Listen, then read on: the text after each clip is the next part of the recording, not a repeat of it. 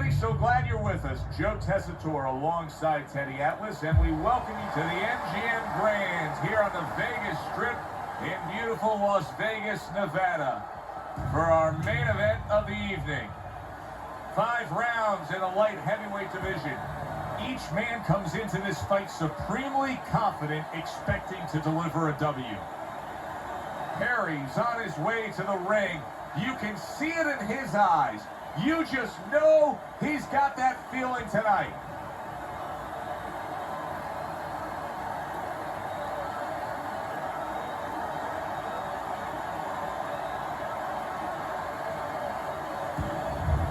He's had this experience so many times, and success has always come on the back end of these ring wars. It's his focus at this moment that delivers it.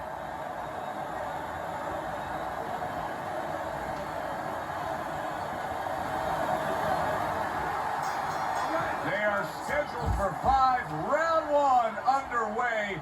So many have said they're going to get right to business. Let's see if they go at it.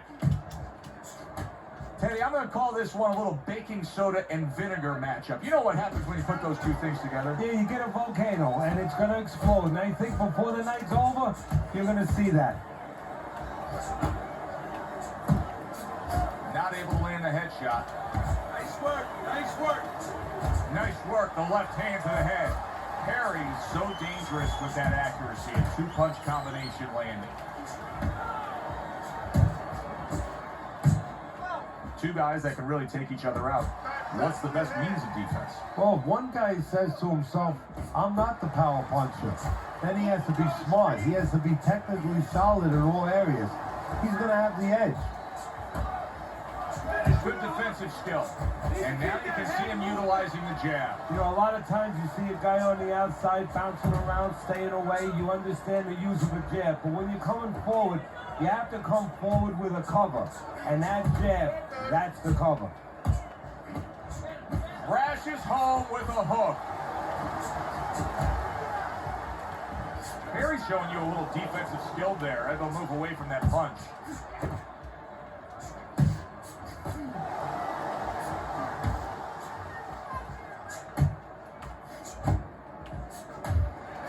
Accurate hook.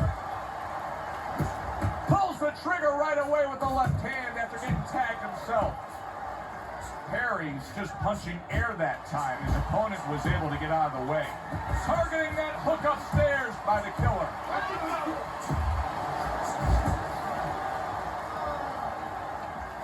Wow, what a right hand he just got caught by. And he's looking to tie up.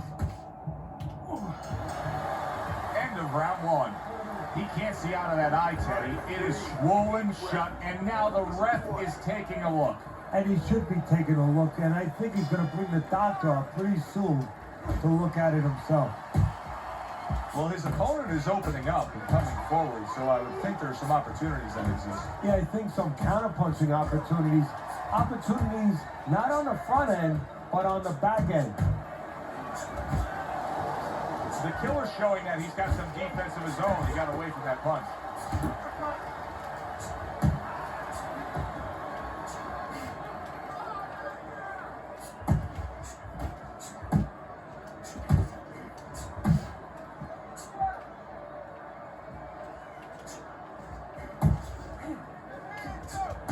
Headshot lands, was a hook. 1-2, 1-2.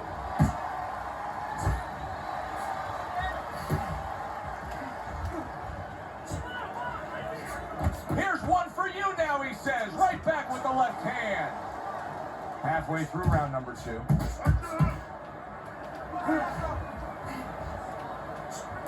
Good flush shot upstairs.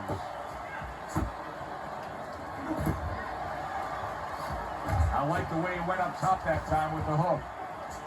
Comes right back at him with a left hand. Not hitting his mark there going upstairs.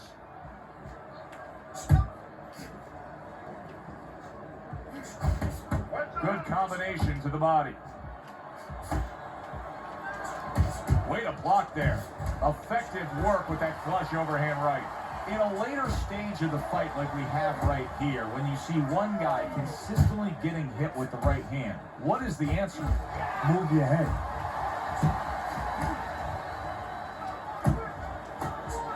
Just 10 seconds to go here in the second round. Wow, look at that, trading shots.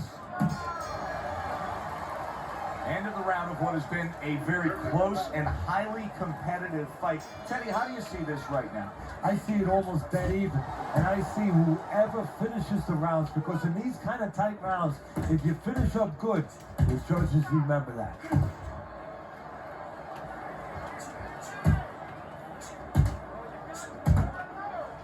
The killer's movement helped out there. He avoided that punch. Double jab upstairs. Back to the body.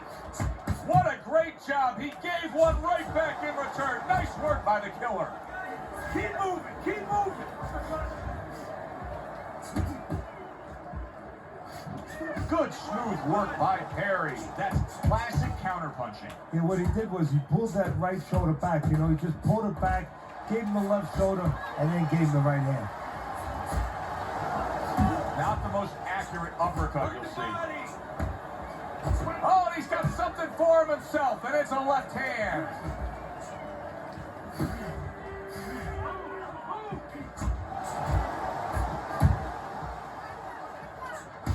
The killer's the kind of boxer that wants to do just that. Find the target, get the combination working, land both punches.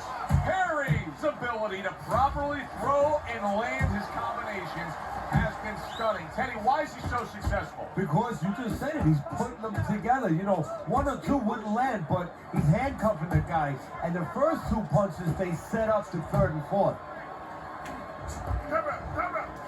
Oh, what an exchange!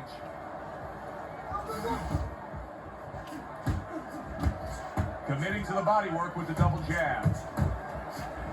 Takes one, but gets one. Good work by the killer. Just 10 seconds to go in this round. And that's the end of round 3. That's it.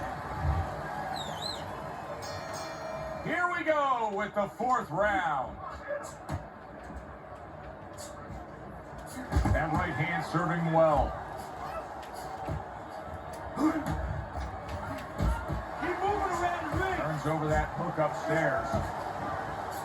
To the head he goes with a left hand. Perry's punch is far off the target. Don't stay in one spot.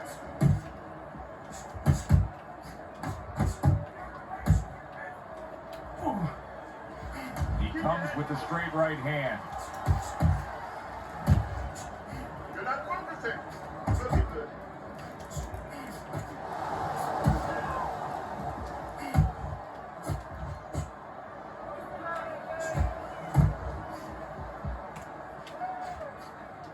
Come on. 90 seconds to go in round number 4. Able to get rid of that one. Well placed, well timed combo up top.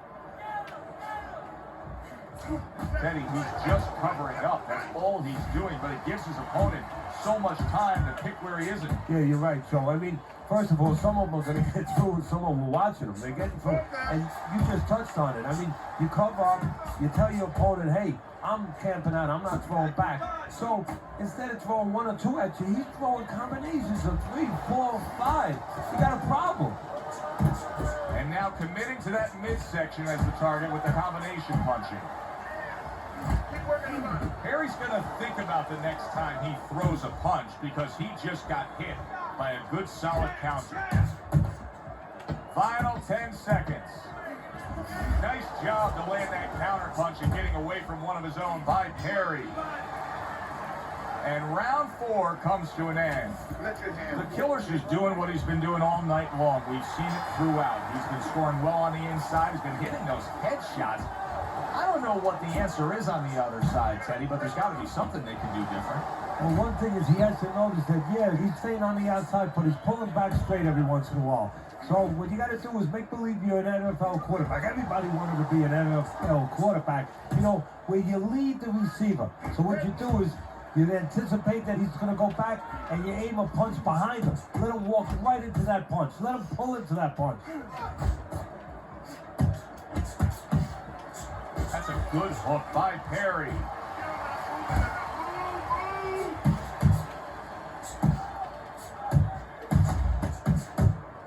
You can see he's trying to score up top, but off the mark there. Wow, is he defensively sound. Don't let him get to you, kid.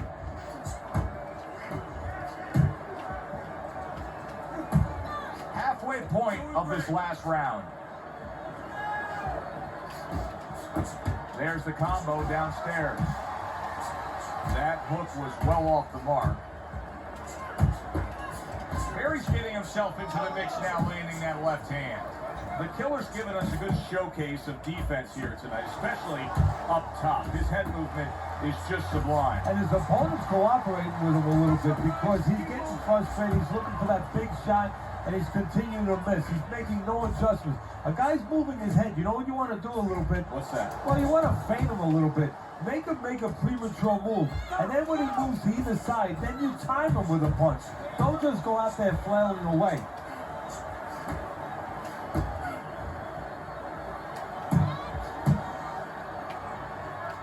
Come on, kid, focus. He just missed that shot up top. And they will bring it home in the last 10 seconds of this final round. We said it early on, stylistically with this matchup, hardly a chance that we would go to the judges' scorecards, but Teddy, that's exactly what's about to happen.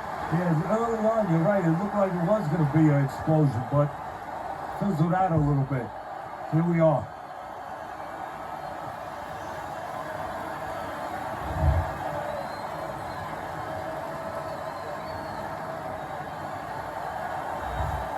A well-deserved win by Perry. Unanimous decision, say the judges. You can have your eyes closed and see that one, or almost closed. Alongside Teddy Atlas, I'm Joe Tessitore. Thanks for being with us. We'll see you next time ringside.